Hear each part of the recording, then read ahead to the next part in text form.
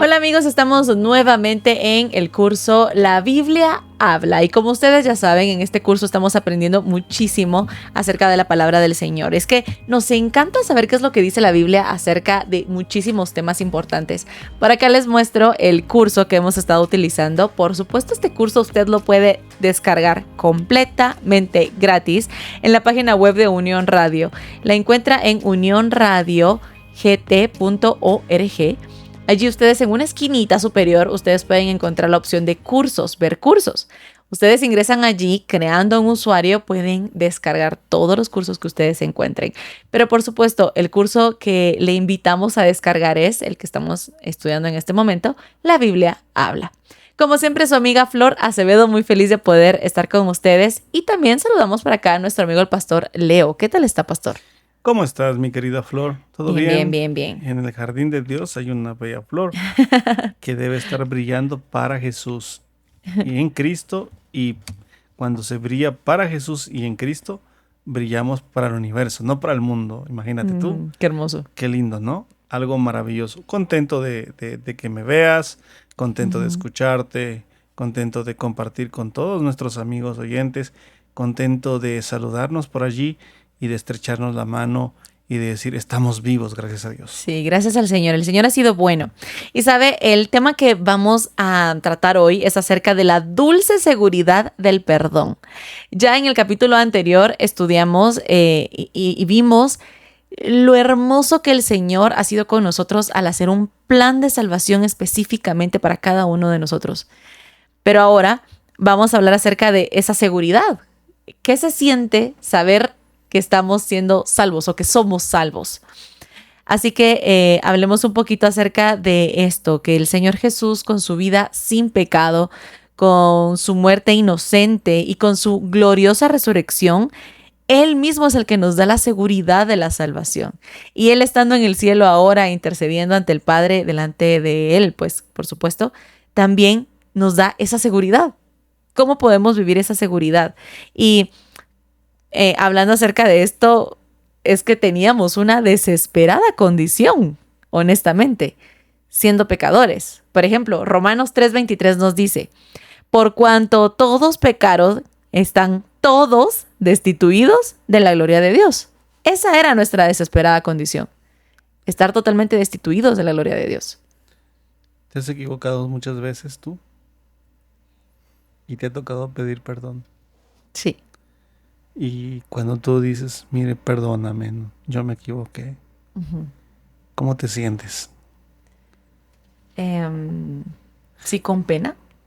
El primer paso para darlo. ¿A ¿A cuántos les gusta pedir perdón? Esa es la primera pregunta que hay que hacer. Porque ese Es es difícil. el punto, ¿no?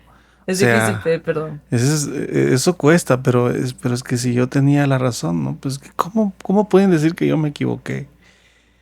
El problema con el ser humano es reconocer su falta.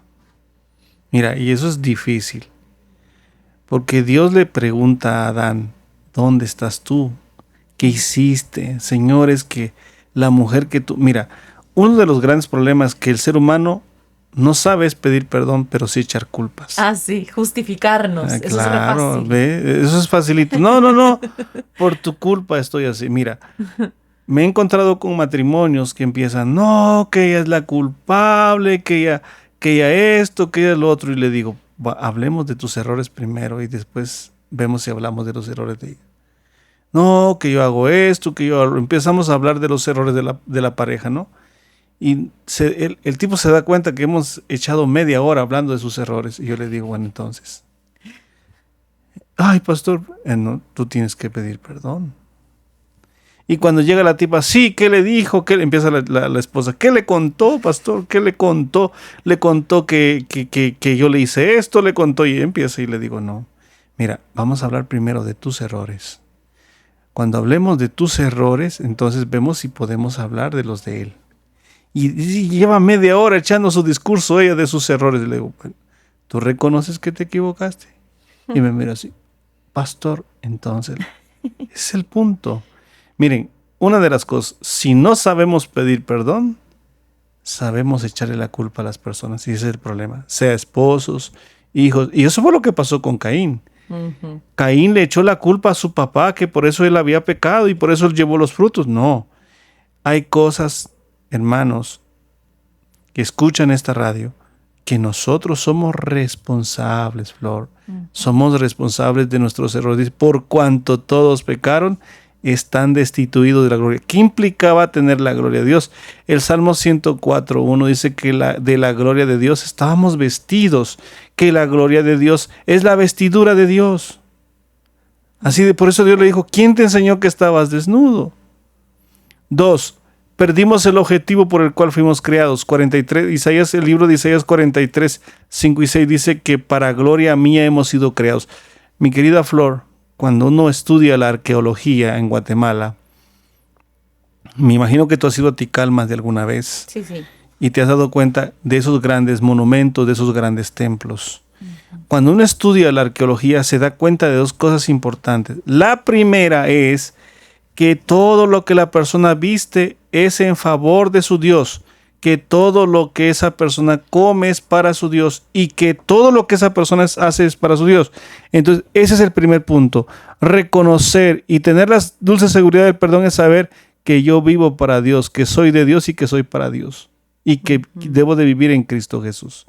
Entonces, ese es un punto importante que debemos entender. Por eso estamos destituidos, porque no queremos reconocer lo que hemos hecho, sino nosotros queremos que se nos justifique así como estamos, y eso no se puede. Sí, ese es el problema. Ahora, reconociendo que sí tenemos una desesperada condición, la pregunta es entonces, ¿cómo podemos ser salvos? Juan 1:29 dice, el siguiente día vio Juan, hablando de Juan el Bautista, a Jesús que venía a él y dijo, he aquí el Cordero de Dios, el que quita el pecado del mundo. El sistema hebraico, Flor, consistía en que todos tenían que llevar un cordero. Al llevar ese cordero al pie del altar, la persona colocaba su mano en la cabeza y con esta degollaba. Al corderito que no tenía culpa de nada. Claro, lo degollaba. Al degollarlo, él tenía que confesar su pecado. Ve, sea cual haya sido. Señor, mira, yo le hice esto a fulano, yo le hice esto a sutano. Por favor, yo quiero que me perdones. Y ofrezco este cordero en propiciación de mi salvación. Eso es lo que significa Jesús. A eso se refiere la Biblia cuando la Biblia dice que hoy no hay más cordero porque Cristo era nuestro cordero. Y en el libro de Mateo 27:50 dice que cuando Jesús murió a las 3 de la tarde, el velo se rasgó en dos. Entonces, evidentemente, el corderito que iba a morir tuvo que salir corriendo y el cuchillo se cayó de las manos del sacerdote. ¿Por qué? Porque Jesús había muerto. Había muerto Jesús. Ahora, yo te hago una pregunta. ¿Ha muerto alguien por ti, mi querida Flor? No, nadie. ¿Quién solamente ha dicho, Jesús. ¿Quién ha dicho, Flor, yo voy a dar mi vida por ti? Nadie. Nadie. Ahora, yo te hago una pregunta. Tú eres una dama. ¿Qué se siente cuando alguien dice, Flor, por ti me moriría? ¿Cómo sientes tú? ¿Tú sientes que vales o que no vales? Pues no, sí, que valgo, pero... Pero digo, ¿pero cómo yo merezco esto? Ahora, tan así de morirse. Tan así de morirse. Entonces, pero lo hizo Jesús. Amén. Él no dijo, Flor, me moriría por ti. Él lo hizo. Él lo hizo. Dice, Flor, yo estoy muerto para que tú vivas. Por eso dice la Biblia, el que cree en mí, aunque esté muerto, vivirá. Y eso es hacia el futuro, eso es para el futuro. Ahora, lo importante es que aceptar la muerte de Cristo. ¿Por qué? Porque Él fue nuestro sustituto. Donde tú y yo teníamos que morir, Él murió. Donde Él tuvo que haber sido colgado, nosotros merecíamos estar colgados. Así de simple. Y Él está dispuesto a perdonar. Y aún aunque lo estaban tratando mal, y aún aunque lo estaban golpeando, Él dijo, Padre, perdónalos porque no saben lo que hacen. Y ¿sabe qué es lo hermoso, pastor? Que Él no solo murió por nosotros, sino que murió, resucitó, ascendió al cielo, y todo lo que está haciendo en el cielo es por amor a nosotros. O sea, Él sigue trabajando por nosotros. Y ahí es donde encontramos ese inmenso amor con el que podemos ser salvos. Ahora, ¿Cuán perfecto y definitivo fue el sacrificio de Cristo? ¿Será que con eso es suficiente? ¿No necesitamos nada más? Claro que Hebreos 10:10 dice, en esa voluntad somos santificados mediante la ofrenda del cuerpo de Jesucristo hecha una vez para siempre. Pero Cristo, habiendo ofrecido una vez para siempre un solo sacrificio por los pecados, se ha sentado a la diestra de Dios. Y es importante cuando uno revisa el santuario, ¿no? Cuando era el día de la expiación, que es una de las fiestas importantes, acontecían dos cosas. Habían dos machos cabríos. Uno moría y el otro iba a ser abandonado al desierto.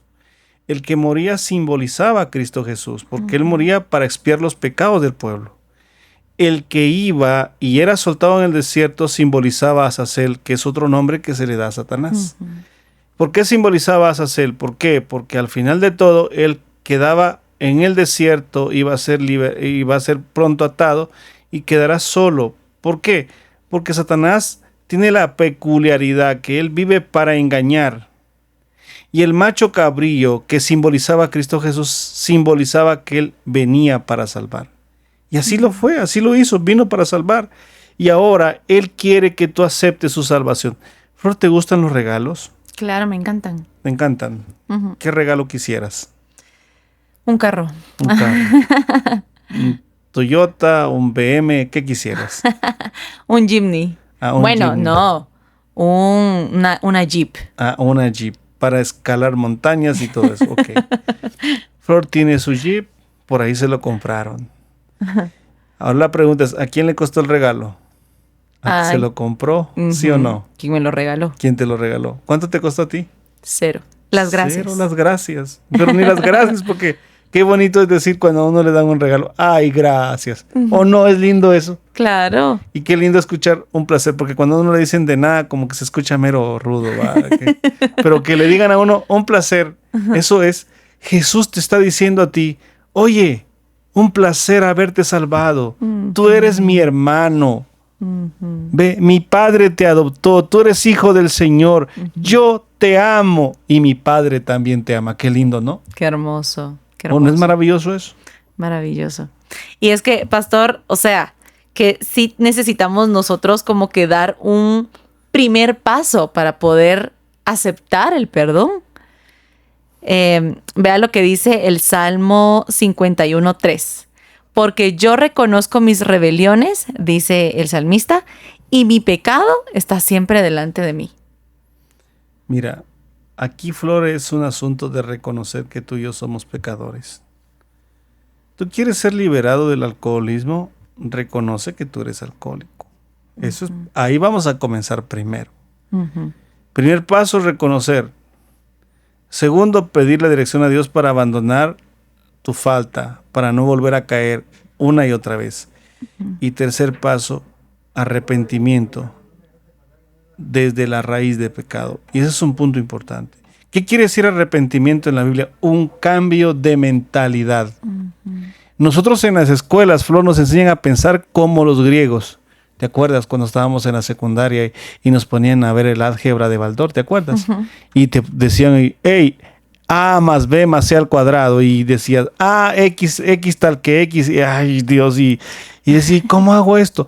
Porque nosotros nos enseñaron a pensar como griegos. La mente bíblica quiere decir que el arrepentimiento es un cambio de mentalidad. Y el libro de Job 42, del 1 al 6, dice claramente, de a oídas te había oído, mas ahora mis ojos te ven. La palabra ver aquí es desde la variante roé, que quiere decir te veo de forma literal. Qué lindo. O sea, Job sabía de Dios, pero no lo conocía. Ese es el punto.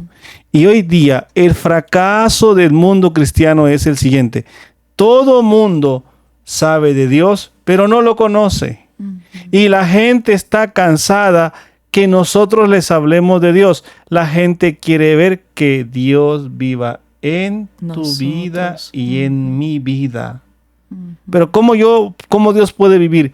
Aceptando la dulce seguridad del perdón mediante la salvación que Cristo nos da. Qué hermoso. Pastor, de hecho, cuando reconocemos que necesitamos ser perdonados, que necesitamos un cambio en nuestra vida, tiene mucho que ver, ¿sabe?, con ese sentimiento que llega a nosotros, que por supuesto es obra del Espíritu Santo. El verso que encontramos en la segunda carta de los Corintios 7:10 dice, porque la tristeza que es según Dios produce arrepentimiento para salvación, que no hay que arrepentirse, pero la tristeza del mundo produce muerte. O sea que hay dos diferentes tristezas. Claro. Uh-huh. Fíjate, Flor, que los estudiosos de la física cuántica, Uh-huh. ¿has escuchado esa frase? Claro. Dicen que han descubierto que la conciencia del ser humano tiene una conexión que no se explican de dónde viene ni cuál es su fuente. Uh-huh. ¿Y sabes qué es lo que forma parte de nuestra conciencia? El Espíritu Santo. Claro. O sea, ese es un punto importante. Porque la conciencia no te deja en paz, porque la conciencia sabe. Ahora, ¿qué pasa? Por ejemplo, pero mire, pastor, ¿qué pasa? El asesino tiene que tener sus pesadillas de cuánta gente mató, qué fue lo que hizo, y tiene que tener sus pesadillas. Llega el momento en que no se arrepiente, ¿por qué? Porque existe la cauterización de la conciencia. Mira, Flor, yo tengo mis manos aquí. Uh-huh. ¿Cómo las miras? ¿Callosas? No, No, ¿verdad que no? no, suavecitas. Es muy suavecitas. Estas parecen manos de secretaria. Voy a explicar qué es la cauterización. Yo tomo un machete, Ajá. ¿ve? Y nunca he trabajado con el machete, nunca. Ni mucho menos con un asadón. No conozco eso. Uh-huh. Y me dicen, bueno, tienes que venir a limpiar aquí. Y yo estoy con el machete. A la hora que voy a tener en estas manos tan finas que tengo, mi querida Flor. Los callos. Una ampolla.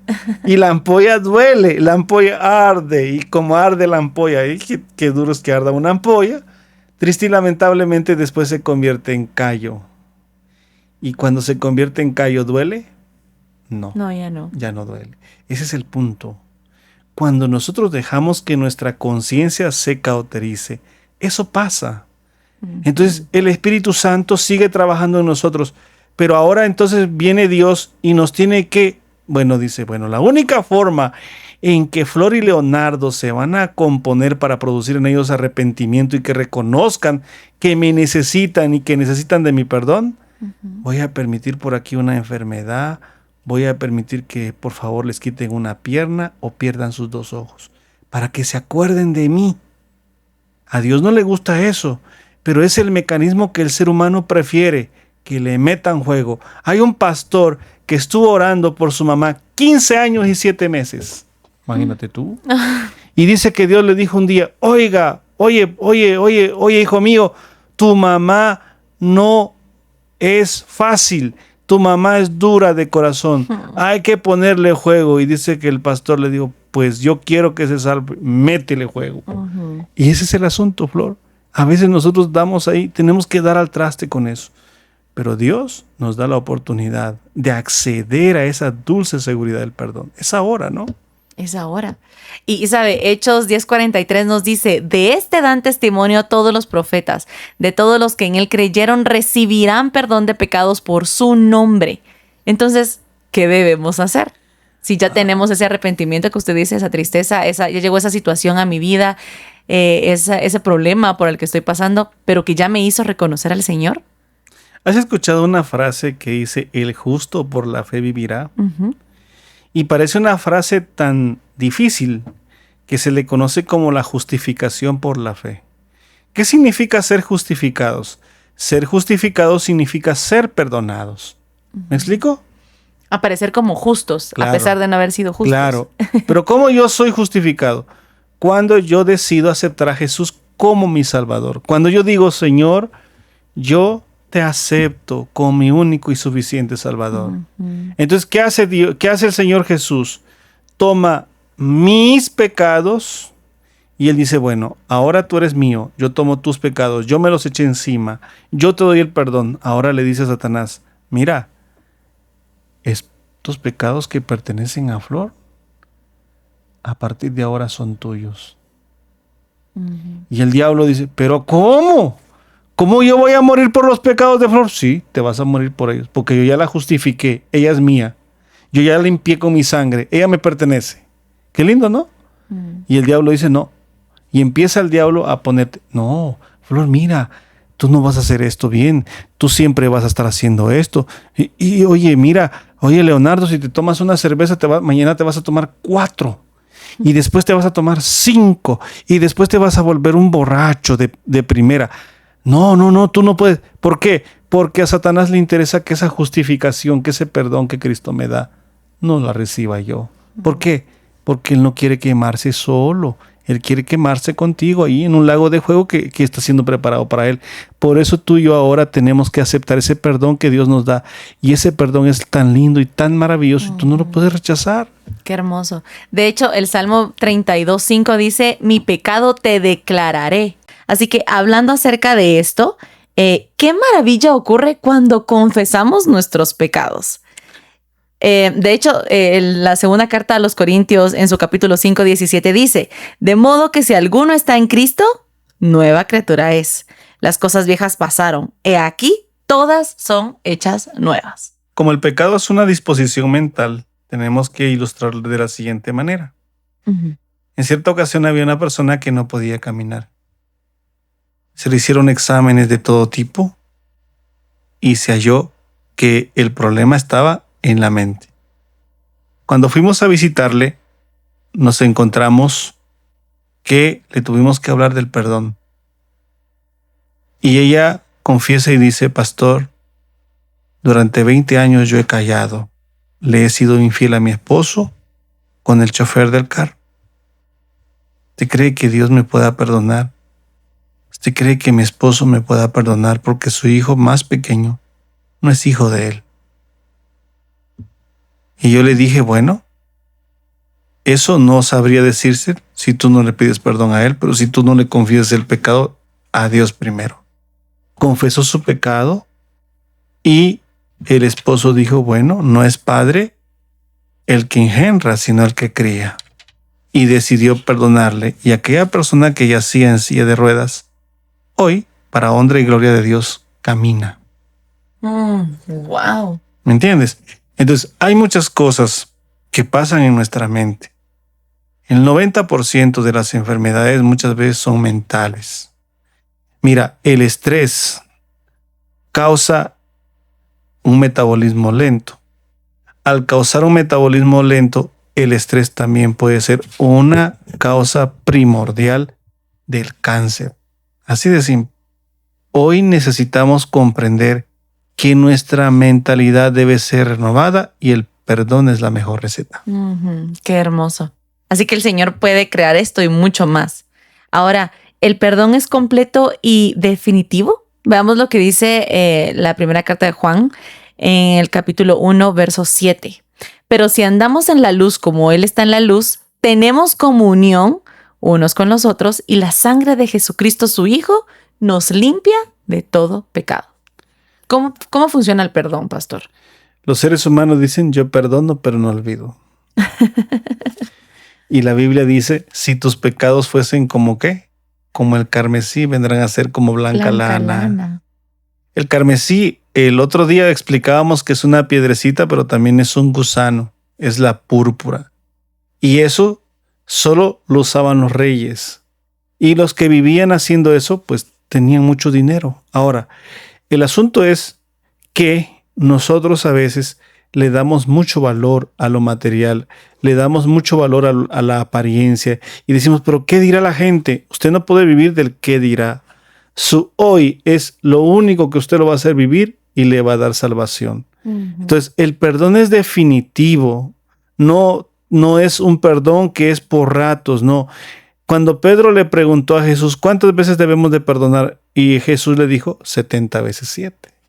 ¿Qué quiere decir la palabra 70 veces 7? Siempre, siempre, siempre, siempre, siempre y siempre. O sea que es definitivo el perdón. Ok. Ahora, pastor, ¿cómo se manifiesta y cuál es el alcance entonces del perdón de Dios? Si nosotros debemos perdonar también, ¿cuál es el alcance del perdón del Señor? Veamos lo que dice igual 1 Juan 1:8. Dice, si decimos que no tenemos pecado, nos engañamos a nosotros mismos y la verdad no está en nosotros. Correcto. Mira, el perdón te da licencia, número 1, para Decirle, Señor Jesús, mi vida es tuya. El perdón te da el acceso al reino de los cielos porque tus pecados son expiados. El perdón permite que Dios construya en ti una nueva persona. El perdón es la garantía. ¿Sabes que el otro día explicábamos aquí, te recuerdas en un estudio bíblico qué significa la palabra garantía? Es que lo que tú me vendes es seguro. El perdón es más que una garantía, es seguro. Es esa seguridad de que tú has sido perdonado y que tus pecados no son recordados, que son puestos hasta el fondo de la mar. Y gloria a Dios por eso. Amén. Terminamos con este versículo. Y acá dice claramente lo que necesitamos entender. Romanos 3, del 24 al 25 dice, siendo justificados gratuitamente por su gracia, mediante la redención que es en Cristo Jesús, a quien Dios puso como propiciación por medio de la fe en su sangre para manifestar su justicia, a causa de haber pasado por alto en su paciencia los pecados pasados. Hay una historia en el libro Cartas a mis hijos o La conquista del éxito o Vislumbre de esperanza. Eso así se llama en las ediciones. Y hay un capítulo titulado El perdón. Y me gusta. Hay un padre que tenía una sola hija y que era pastor de ovejas. Cuando la hija se hizo adolescente, mi querida Flor, se marchó de la casa. Y se fue. Y se olvidó que tenía papá. Cierto día, el papá decidió irle a buscar. Y entonces todo el mundo se preguntó, ¿y ahora cómo va a ser el padre para encontrar a esa niña? Dice que él tomó su cuerno, su shofar o su bocina y empezó calle por calle a tocar aquella bocina. Esa bocina era el llamado para que las ovejas acudieran para prepararlas él y darles agua y alistarse para ir a pastar. La historia nos cuenta que cuando la señorita escuchó esa bocina después de haber llevado una vida de despilfarro, ella se puso a llorar. Y ella salió corriendo. Y cuando salió corriendo, dijo, papá, ¿a qué has venido? Y el papá le vio y le dijo, he venido a buscarte, porque te he echado tanto tiempo de menos, y tú eres mi tesoro más valioso. Jesús no salió a tocar ninguna bocina para llamarnos. Jesús puso su vida para perdonarnos. Yo pregunto en esta hora, ¿tú quieres recibir esa dulce seguridad del perdón? Amén. Yo quiero, Flor. ¿Y tú? Yo también. ¿Te parece si oramos en este momento? Sí, por favor. Señor, te damos gracias por tus bondades y por tus misericordias. Tú eres un Dios bueno, tú eres un Dios amante. Hay un himno que dice, si fue motivo de dolor, oh Cristo, si por mi causa el débil tropezó. Y dice, escucha, oh Dios, mi confesión humilde, dice el coro, y líbrame de tentación sutil. Preserva siempre mi alma en tu rebaño. Perdón te ruego, mi Señor y Dios. Señor, queremos contemplar esa dulce seguridad del perdón. Perdónanos, Señor, por echarnos la culpa de nuestras faltas, de nuestros errores. Perdónanos, Señor, porque a veces somos incapaces de tener la conciencia de escuchar al Espíritu Santo que nos llama. Queremos pedirte en esta hora que por favor tú, Señor, nos ayudes para seguir hacia adelante. Queremos hallar la dulce seguridad del perdón en ti, porque solo una vida tenemos y no queremos emplear esa vida en odiar, sino en amar, porque tú nos has amado primero. En el nombre de Jesús, amén y amén.